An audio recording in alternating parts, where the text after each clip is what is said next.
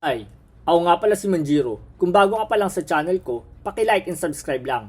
Ito yung sumunod na kwento na matapos ang Season 3 sa TV ng Hajime no Ippo. Kaya tungayan natin ang isang magandang episode ng Hajime no Ippo na ang title ay ang Itagaki vs Saiki. Bago ang laban nila Saiki, nakita ni Itagaki yung isang newspaper kung saan yun ang naging laban nila Ippo at Saiki. Talagang malakas to sa Saiki. Mas mabilis siya kumpara kay Karasawa. Mukhang mahihirapan ako dito.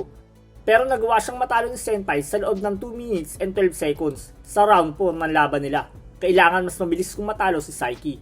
Tapos naalala niya si Miss Mari nung tanungin siya nito kung bakit gusto niya matalo ng mas mabilis yung mga nakakalaban ni Ippo. Anong dahilan niya?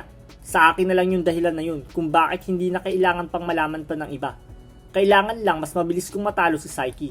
Mas mahirap siyang kalaban kumpara kay Karasawa, pero ang kailangan ko lang ay ang mag-focus ng gusto. Bago magsimula maglaban si Itagaki, Kimura at Aoki ay dumating si Ippo sa waiting room para i-cheer ang tatlo sa mga parating nilang laban. Mukhang okay naman sila, wala akong dapat ipag-alala.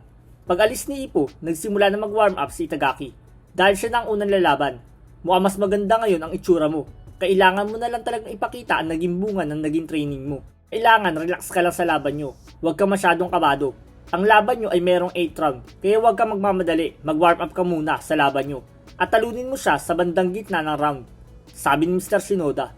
Middle rounds? Hindi pwede yun. Kailangan sa round 4 lang, talo ko na siya, sabi ni Itagaki. Kailangan ikaw ang manalo para sa finals ng Class A tournament, sigaw nila. At tinawag na si Itagaki ng announcer at agad naman siyang pumunta ng ring at umakyat siya sa may poste ng ring. At nagsimula na siya magtatakbo sa loob ng ring para nagpapakitang gilas si Itagaki.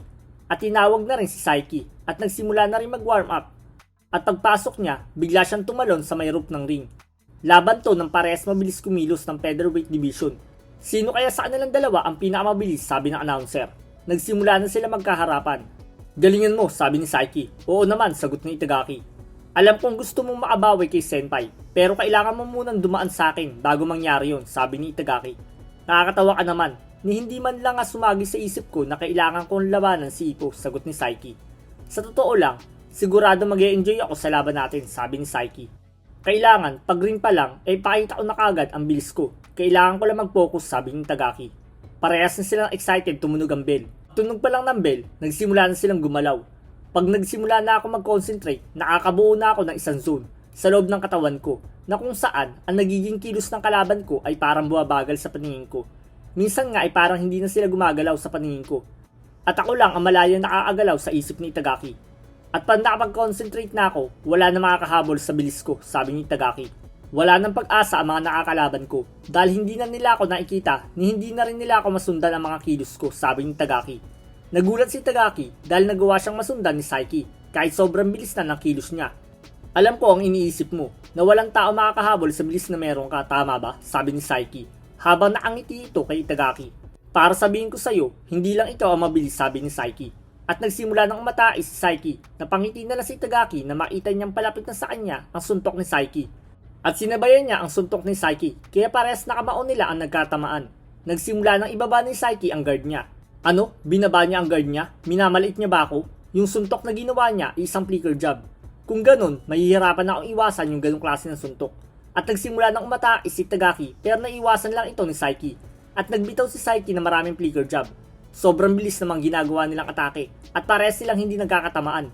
Sobrang bilis nila, ni hindi ko inaasahan na ganito sila kabilis, sigaw na announcer. Nagbitaw ng isang malakas ng kaliwang flicker si Saiki, pero nagawa naman umatras ni Itagaki para hindi siya tamaan. At nagsimula na naman magpakawala si Itagaki na maraming suntok kay Saiki. Pero nagawa naman ito mailagan lahat. At biglang kinapos ng hininga si Itagaki dahil sa bilis ng kilos na ginawa niya. Akala ko naman magagawa ko siyang tamaan dahil sa ginawa ko sa isip ni Itagaki. Kung ganon, pagod ka na ha, sabi ni Saiki. At nagsimula nang bumawi sa kanya si Saiki, pero nagawa naman itong maiwasan lahat ni Itagaki. Biglang dumikit sa kanya si Itagaki, pero biglang nagpakawala si Saiki ng isang uppercut para mapaatras niya si Itagaki. Akala ni Saiki, kapag nagbitaw siya ng uppercut ay aatras na si Itagaki, pero hindi ganon ang nangyari. Kaya naman susuntok na si Itagaki, biglang nag-counter si Saiki. Pero nagawa naman ito maiwasan ni Itagaki. Pero biglang nagpakawala si Saiki ng maraming flicker jab. Nagawa naman niya maiwasan ang lahat ng mga flicker jab na binato sa kanya. Habang iniiwasan niya ito, bigla niya naalala si Makino at Mashiba. Malaking bagay talaga na nakalaban ko na yung dalawang yun, na parehas magaling sa flicker jab. Hindi na ako masyado mahihirapan umilag sa mga flicker job na to. Biglang bumawi si Itagaki at siya naman ang nagpaulan ng mga suntok. Pero walang kahirap-hirap na naiiwasan lang ito ni Saiki. At bigla sila nagkasabayan ng suntok, pero parehas na daplis lang ang tumama sa mga mukha nila. Nagsimula ng gumalaw-galaw si Itagaki. Mukhang ipapakita na niya ang tunay niyang bilis sa isip ni Saiki. At nagsimula ng kumilos ng mabilis si Itagaki at balak niyang paikutan si Saiki. At nagsimula na magpaikot-ikot si Itagaki. Nagulat ang referee dahil sinasabayan siya ni Saiki at parehas na sila nagpapaikot-ikot ng dalawa. Kahit saan magpunta si Itagaki ay nasusundan lang siya ni Saiki. Makikita natin na sobrang bilis ng kilos nilang dalawa. At nagsisimula na sila magpalitan ng mga suntok habang tumatakbo. Kahit maraming suntok na ang binibitawan nilang dalawa, walang nagkakatamaan sa kanila. Kahit ang referee ay nahihirapan ng sundan ang dalawa sa bilis ng kilos nila. Itagaki, bigyan mo ng isang suntok si Saiki, sigaw ng mga manonood. Nagpaulan na si Itagaki ng mga suntok kay Saiki pero wala pa rin tumatama sa mga ito. Confident ako nung pumunta ako dito para lumaban. Sigurado akong kaya kong basagin ang mukha niya. Pero ano ito, hindi ko man lang siya magawang matamaan. Nang biglang susuntok na si Saiki, biglang tumakbo si Itagaki para hindi siya nito tamaan. Kailangan ko mag-focus ng mabuti at kumilos ng mas mabilis pa. Pagtakbo nilang dalawa, biglang tumunog ang bell, kaya bigla silang huminto sa pagtakbo at halos matamaan na naman nila ang referee sa mga pinagagawa nila.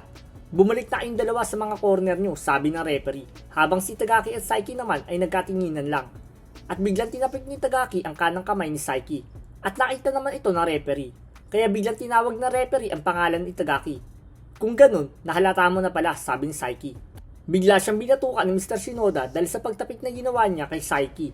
Ang gusto ko lang sabihin sa kanya ay huwag niya akong bigyan ng partida, sabi ni Itagaki. Kailangan matamaan ko na siya, sabi ni Itagaki. Ngayon natin malalaman kung sino ang hari pagdating sa pabilisan. Sa tingin mo, kaya mo kaya akong sabayan, sabi ni Saiki. Dahil sa round na to, siguradong iwang ka sa akin, sabi ni Saiki. At nagsimula na ang round 2. Parehas na silang pumunta sa gitna ng ring. Nagsimula na silang paikutan ng ring, sabi ng announcer. Kailangan ko nang gumawa ng unang move, sabi ni Itagaki. At nagsimula nang gumalaw si Saiki. Pagsuntok ni Saiki ng flicker, biglang umilag pa atras si Itagaki para hindi siya nito tamaan. Parehas na silang ibibigay ang buong bilis nila, sabi ng announcer. At nagsimula na naman silang magsuntukan habang tumatakbo gaya ng unang round. Biglang susuntok ng kanan si Saiki na ikinagulat naman ni Itagaki. Pero may napansin na kakaiba si Itagaki sa suntok na yun. Ito ba yung secret weapon niya? Kaya hindi niya ginagamit yung kanan niya nung unang round? O ba kaya hindi niya yung ginagamit dahil para sa kanya walang kwenta yung kanan niya? Kahit ano pa yun, nadidisappoint ako sa kanya. Sa suntok niya, masyadong mabagal. Yun pala, isang paint lang yun. Hindi pala kanan ang gagamitin niya kundi kaliwa. Ito yung unang malinis na suntok na tumama, sigaw ng announcer. Para nahihirapan si Itagaki na makarecover sa atake na yun. Magbibitaw pa siya ng kaliwa sa isip ni Itagaki. Para nalilito na si Itagaki dahil hindi na niya alam kung anong iilaga niya, kanan ba o kaliwa. Biglang nabitaw ng isang straight punch si Saiki.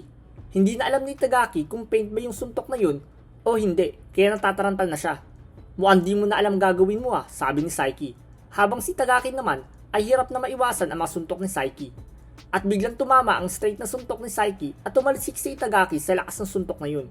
Pag suntok ni Itagaki, biglang nag-counter ng uppercut si Saiki at sapul si Itagaki. Kaliwat kanan na suntok ang inabot ng mukha ni Itagaki.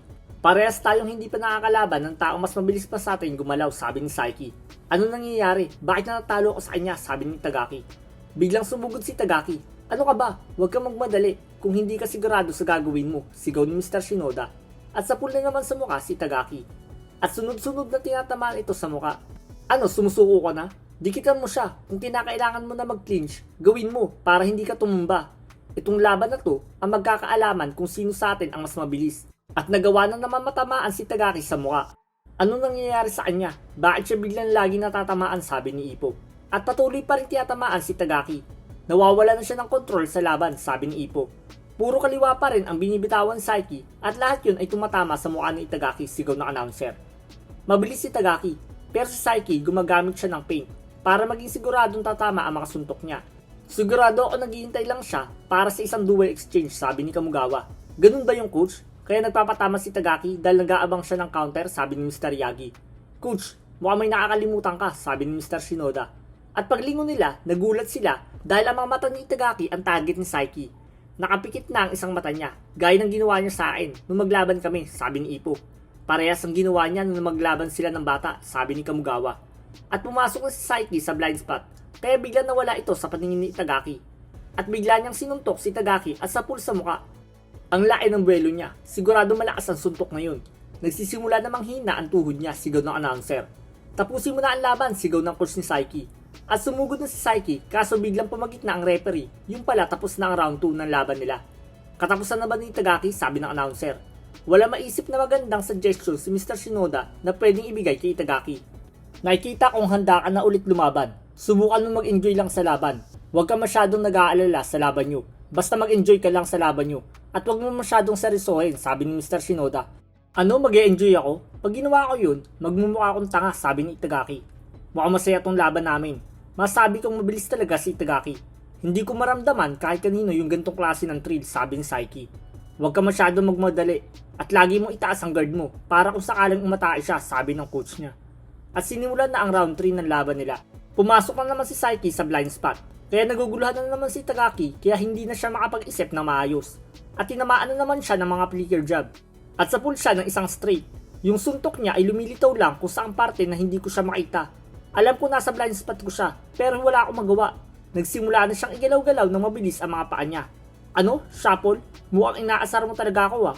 Mahirap tong tanggapin pero nagawa mo ang asarin, sabi ni Saiki. Kaya bigla niyang sinuntok sa mukha si Itagaki at sa pull siya dito. Napunta sa rope si Itagaki pero biglang umatake si Saiki at nagbitaw siya ng isang suntok. Pero bigla na naman tumakbo si Itagaki para makaiwas siya dito. At tinuloy-tuloy pa rin niya ang paggalaw-galaw ng mga paa niya. Nagbitaw ng isang hook punch si Saiki at naiwasan naman ito ni Itagaki at bigla siya nagtatakbo palayo kay Saiki. At sinimulan ulit niyang igalaw-galaw ang mga paa niya. Wala ka ng oras ngayon, tatapusin na kita, sabi ni Saiki. At kumilos ng mabilis si Saiki para atakihin si Itagaki. Nagawa niya ma-corner si Itagaki. Katapusan mo na ngayon bata, sabi ni Saiki. At sumuntok siya pero naiwasan lang ito, kaya sumuntok ulit siya. Pero nakatras si Itagaki kaya hindi ito tumama. Nung susuntok ulit si Saiki, parang biglang unti-unti naglaho si Itagaki sa mga mata niya. Kaya nung tinuloy niya yung suntok niya, yung poste ng ring ang nasuntok niya. At nagulat siya kasi nawala ito sa harapan niya. Yun pala, nasa likod niya na ito. Nawala ba siya sa paningin ko? Yung kanang mata niya ay namamaga pa rin. Kaya sigurado akong hirap na siya ngayon makakita. Kaya paano niya yun nagawa? Ang weird naman, bakit bigla siya nawala sa paningin ko? Nagsimula ng gumalaw-galaw ulit si Itagaki ng kaliwat kanan. At tinitingnan lang ito na mabuti ni Saiki at naguguluhan na siya sa mga kilos ni Itagaki. At bigla na naman itong nawala sa harapan niya. Imposible to, paano nawala siya sa harapan ko? Yun pala, nakayuko ito at sapul siya sa may sikmura niya at tinira din siya sa may tagalira niya. Pagsuntok ni Saiki ay agad naman tumakbo si Itagaki para hindi siya tamaan. At biglang sumugod si Itagaki. Pagsuntok ni Saiki, agad itong yumuko kaya hindi tumama ang suntok. At mabilis na nagpaulan si Itagaki sa katawan ni Saiki. Pagtapos nun, lumayo na ulit si Itagaki at ginalaw-galaw ulit niya ang mga paa niya. Ang ginagawa niya ay para siyang nagsasayaw. Saan siya nanggagaling, sa kaliwa ba o kanan? Kailangan tingnan ko siya ng mabuti para masundan ko ang kilos niya, sabi ni Saiki. At gumalaw-galaw na naman siya ng kaliwat kanan. At bigla nawala na naman si Itagaki sa harap niya. Ano ba nangyayari? Ba't bigla na lang siya nawawala? At bigla itong sumulpot sa harapan niya. At pinaulanan siya ng mga body blow. Yung bata kasi na yan, habang nag-iisip siya, mas lalo siyang hindi makakilos na mabuti. At mas bumabagal ang reaksyon niya. Pero kapag hindi na siya nag-iisip, at instinct na lang ang ginagamit niya, mas lalo siya nagiging magaling, sabi ni Mr. Shinoda. Mabilis na gumalaw si Itagaki at binigyan niya ng isang body blow si Saiki. Pagsuntok ulit ni Saiki, mabilis na nakatakbo ulit si Itagaki. At mabilis na sinugod ni Itagaki si Saiki. Ginamit ni Saiki ang lubid ng ring para hindi umabot ang suntok sa kanya ni Itagaki. At nagsimula na ulit silang lumayo sa isa't isa. Ang galing niya, nagawa niya iwasan ang suntok ko para hindi siya tamaan sa panga sa isip ni Itagaki. At bigla naman nawala si Itagaki. Sinisimulan na niyang punteriyahin ang sikmura ni Saiki para bumagal ang kilos nito. Ano ka ba? Lumaban ka, sigaw ng coach ni Saiki. Paano ko gagawin yun? Bigla na lang siya nawawala sa harapan ko, sabi ni Saiki. Nagsisimula na naman gumalaw si Itagaki na kinakainisan ni Saiki. Halos ginagalaw-galaw na ni Itagaki ang buo niyang katawan para hindi mahulaan ni Saiki ang gagawin niyang atake. Ano ba tong taong to? Sa itsura niya mukhang hindi siya nag-iisip. Parang blanco lang ang utak niya. Kaya mahirap siyang mapredict ang gagawin na pag-atake niya. At bigla nilang nawala si Itagaki. At isang body blow na naman ang tumama kay Saiki. At sinundan niya pa ito ng isang body blow. At nanginig na ang tuhod niya. Mukhang babagsak na si Saiki. Pero pinigilan ni Saiki na wag bumagsak. Pero sinundan ulit ito ni Itagaki ng isang suntok sa mukha ni Saiki. Pero kahit alanganin na makailag siya, ay nagawa pa rin niya makaiwas sa suntok nito. Ang galing niya para maiwasan suntok ko sa ganong posisyon sa isip ni Itagaki. Para mawawalan na ng balance si Saiki. Kaya naman sumuntok ulit si Itagaki at sapul si Saiki sa mukha niya. At bigla nagpaulat si Itagaki na makasuntok pero nagagawa na ulit makaiwas ni Saiki. At isang dual exchange ang tumama. At dito na natapos ang isang mainit na round 3 sigaw ng announcer. Grabe ang lakas talaga niya, sabi ni Itagaki. Pakiramdam ko, ang tagal na namin lumalaban. Hindi ako yung tipo ng boksingero na malakas ang pangangatawan, na kayang tanggapin ang mga malalakas na suntok. Pero kung round 3 pa lang yun siguro ang dahilan kaya nakaagalaw pa ako.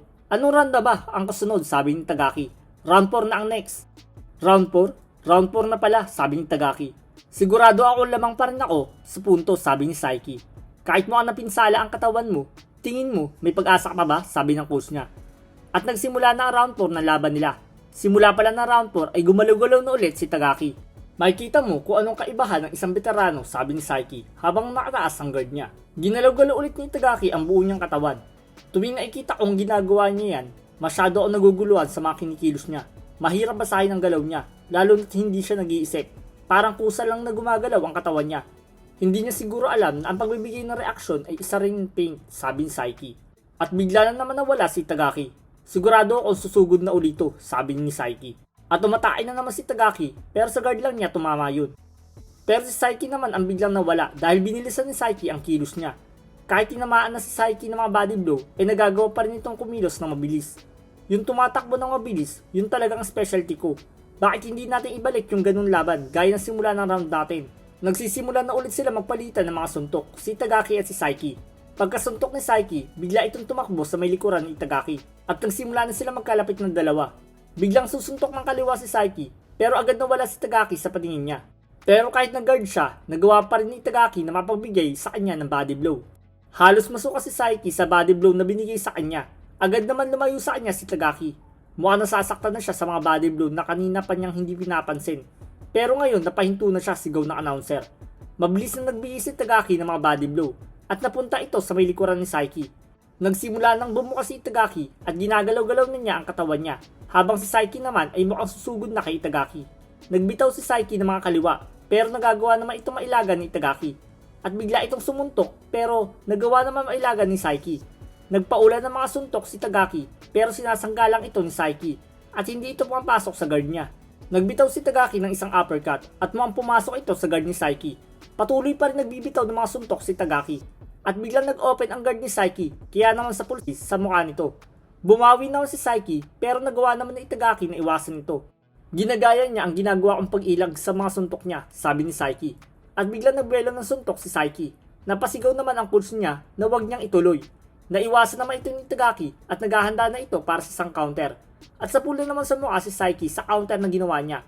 At sumuntok ulit si Saiki, pero nag-cross counter si Itagaki, kaya halos madurog na ngayon ang mukha ni Saiki. At bigla siya nagpaula na maraming suntok. Sinisimula ng higpitan ni Saiki ang guard niya, at wala sa mga suntok ni Itagaki ang nakakapasok. Hindi ako papayag na matalo na lang, sabi ni Saiki. At bagya niyang binuksan ang guard niya para makita niya kung nasan si Itagaki. At bigla nawala naman si Itagaki sa harapan niya. Yun pala, nasa may bandang sikmura na naman si Itagaki. Nagawa naman makapag-counter ni Saiki, kaya natamaan din niya sa wakas si Itagaki. Paano niya nagawa mapag-react agad? Alam ba niya kung nasaan ako nakapwesto sa isip ni Itagaki? Yun pala ang dahilan niya, kaya pala nakasara ang guard niya, sabi ni Ippo. Alam ko mabilis kang kumilos kumpara sa akin, pero determinado ako matalo ka, sabi ni Saiki. Parehas na nagkatamaan ng kanilang mga kamao, at nagsimula na ulit sila magpalitan ng mga suntok. Pagsuntok ni Saiki ng kaliwa, biglang nakapag-counter si Itagaki at sapul siya sa muka. Nagsimula na naman sila magpalitan ng mga suntok, pero makikita natin na lamang sa palitan na ito si Itagaki. Sapul na naman si Saiki, pagsuntok ng kaliwa ni Saiki, agad naman nag-counter si Itagaki. Pero inikot ni Saiki ang ulo niya para hindi malakas ang maging impact ng suntok na yun. Biglang napakawala si Saiki ng isang straight na kanan, pero nagawa naman itong maiwasan ni Itagaki.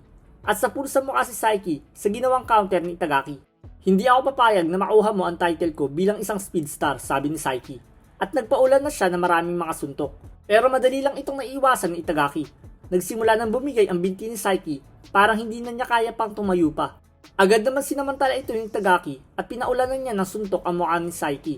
Sa wakas, nagawa rin mapabagsak ni Itagaki si Saiki. Bagsak, sigaw ng announcer. Pero pinipilit ni Saiki na bumangon pa rin. Akala mo ba papayag na lang ako ng ganun-ganun na lang na matapos ang laban natin? Hindi ako papayag, sabi ni Saiki. Nagulat si Tagaki dahil nagawa pa rin ni Saiki na makabangon. Kaya mo pa ba? Tanong ng referee. At pinagpatuloy ng referee ang laban. Sobrang nanlalambot na si Saiki kaya bumigay na ang tuhod niya. Biglang umatake si Tagaki at binigyan niya si Saiki ng isang kaliwa at sapul ito sa mukha niya. Hindi na talaga kinaya ni Saiki at nampayakap na ito sa referee. Pinatigil na ng referee ang laban at si Tagaki ang nanalo. Tuwang-tuwa naman si Tagaki na makita niya na mas mabilis niyang natapos ang laban kumpara sa senpai niyang si Ippo. Yun lamang po. Sana'y nagustuhan niyo ang video na ito. Paki-like and subscribe lang kung nagustuhan niyo ang video na ito. Malaking tulong na rin to para sa akin para ganahan pa ang mag-upload pa. Maraming salamat po.